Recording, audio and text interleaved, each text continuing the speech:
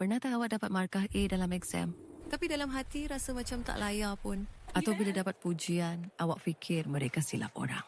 Rasa macam awak ni seorang penipu yang akan terbongkar. Ini namanya imposter syndrome atau sindrom penipu. Ia macam ada satu moodlet negatif dalam kepala awak.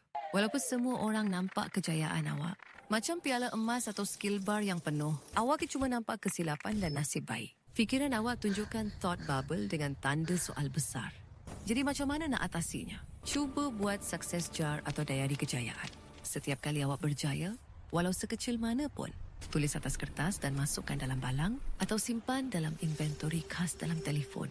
Contohnya, siapkan kerja rumah yang susah atau berani bercakap di depan kelas. Bila rasa down, buka dan baca balik semua kejayaan tu. Ia akan jadi power up untuk keyakinan diri awak. Ingat awak bukan penipu, awak sedang level up dalam hidup.